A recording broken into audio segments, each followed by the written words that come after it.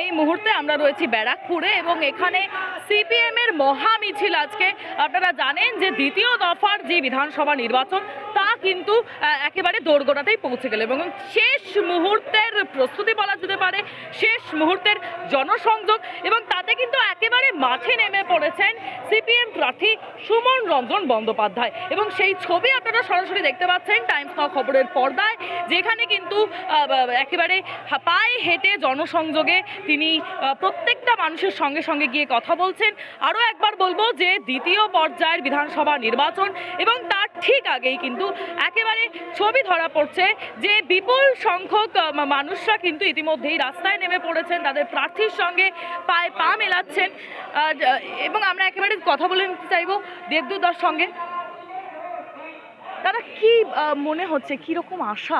শিক্ষাক্ষেত্রের দিকে যদি তাকাই, স্বাস্থ্যক্ষেত্রে, রেশন পরিষেবা, দমকলে দুর্নীতি, তারপরে আপনারা জানেন যে আরজি করের ঘটনা, এই সব মিলিয়ে এই সরকারকে মানুষ আর পছন্দ করছে না।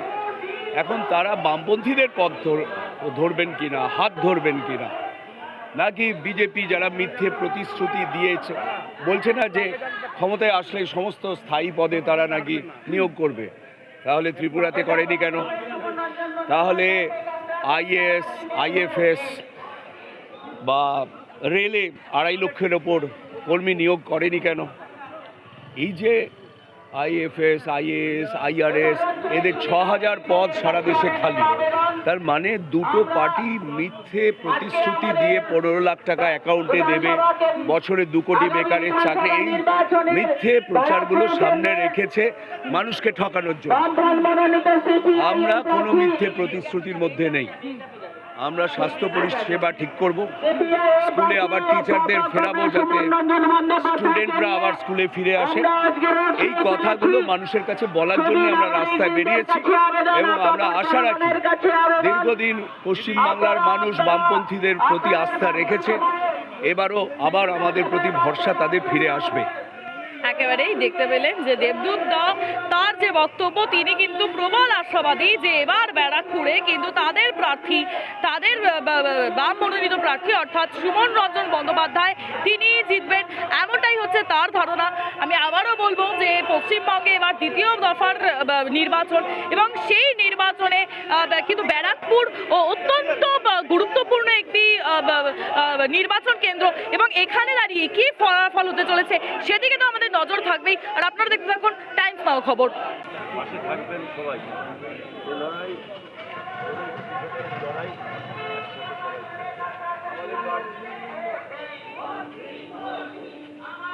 পিছনে চলে যাও।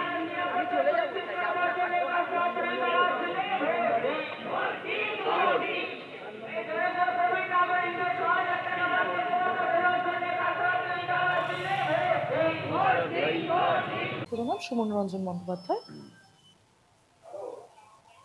আমাদের সঙ্গে এই মুহূর্তে উপস্থিত রয়েছেন ব্যারাকপুরের সিপিআইএম প্রার্থী সুমন রঞ্জন বন্দ্যোপাধ্যায়।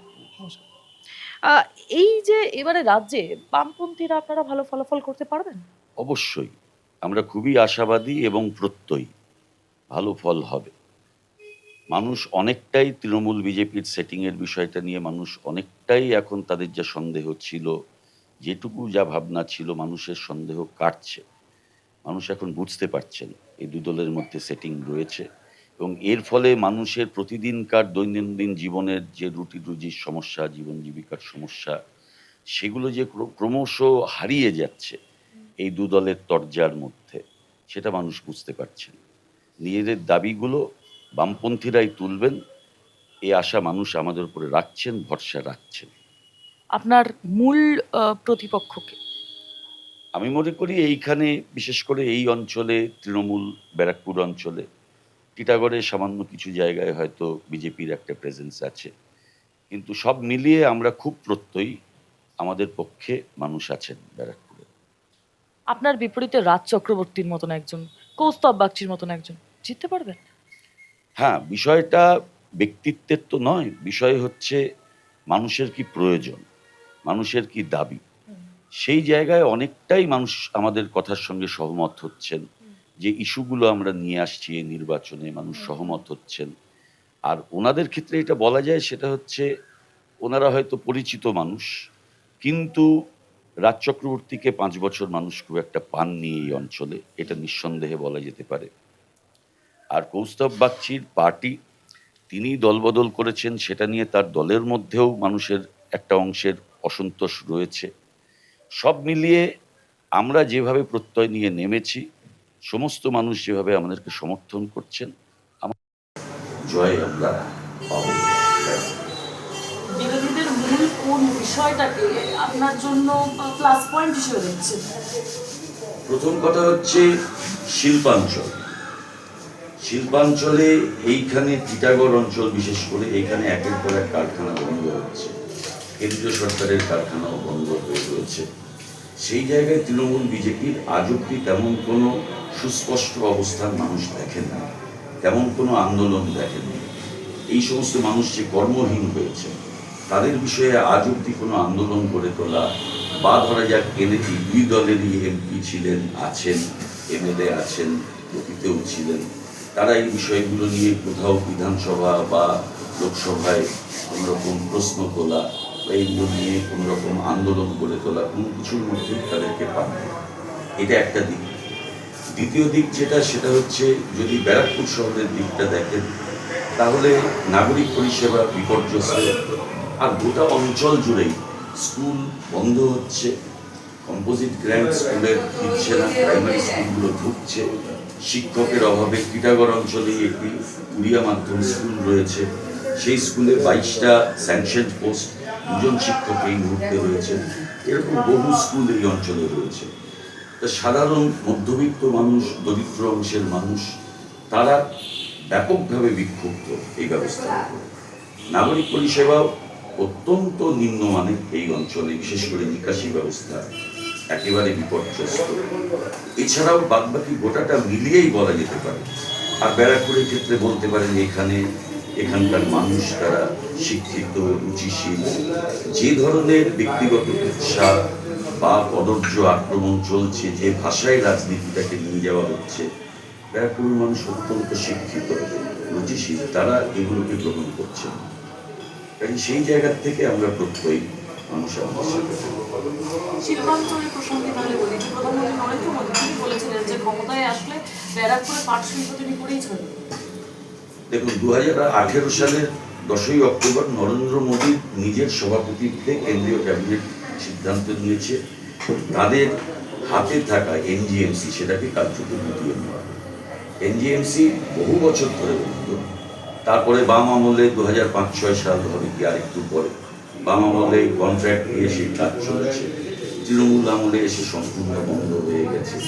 এখন বিজেপি কেন্দ্র সরকারে আসার পরে সমস্ত মেশিনপত্র বিক্রি করে দিয়ে ওটাকে খোলা মাঠ করে বসে যাচ্ছে। আর চারিদিকে আপনারা দেখবেন শিল্প নিয়ে মোদী যা কিছু বলছেন বা কর্মসংস্থান নিয়ে বলছেন, এই বছরে 2 কোটি চাকরি, হিসেব করলে 24 কোটি চাকরি। ভারতবর্ষে 10.5 লক্ষ বুথ, তা আপনি যদি ভাগ করে দেখেন তাহলে 238টা চাকরি প্রতি বুথে। এটা যে জুমলা, মানুষ স্পষ্টতই বুঝতে পারছেন। আরো যে সমস্ত ভাতাগুলোর কথা বলছেন, সেগুলো মানুষ বিশ্বাস করছেন না। কারণ কোথাওই এগুলো, এই সুভদ্রা প্রকল্প 19 সবাইকে দেওয়ার কথা বলা হয়েছিল, এখন অর্ধেকও পাবেন। আরো বিভিন্ন জায়গায় অন্নপূর্ণা, ভান্ডার ইত্যাদি যা কিছু ঘোষণা ছিল, সেগুলো যে জুমলা আজকে মানুষ বুঝতে পারছে। 15 লাখ প্রতি অ্যাকাউন্টে জুমলা মানুষ বুঝতে পারছে। কাজে এই মোদির যে গ্যারান্টি, তার উপরে মানুষের আস্থা। আমরা পূর্বেও দেখেছি যে ব্যারাকপুরে ভোটের সময় কি ধরনের কত রকমের কত খবর সেগুলো আমাদের সামনে আসে। আমরা জানি যে ইলেকশন কমিশন নানা রকমের বিধি আরোপ করেছে, কিন্তু তারপরে আমরা প্রথম দফার নির্বাচনে যা দেখলাম, যা ছবি আমাদের কাছে আসলো, তারপরে মনে হচ্ছে যে আপনাদের এখানে ভোট হবে এবং সেটা সঠিক ভোট। দেখুন, ভোট কি হবে কি হবে না সেটা তো পরের কথা। ভোট অনেকটাই পড়াতে হবে এবং আমাদের সংগঠন এবছর প্রস্তুত, ভোট আমরা পড়াবো। একটা সুস্থ, স্বাভাবিক, নিরপেক্ষ ভোট করানোর জন্য আমরা প্রস্তুত, সে লড়াইয়ের জন্য আমরা প্রস্তুত।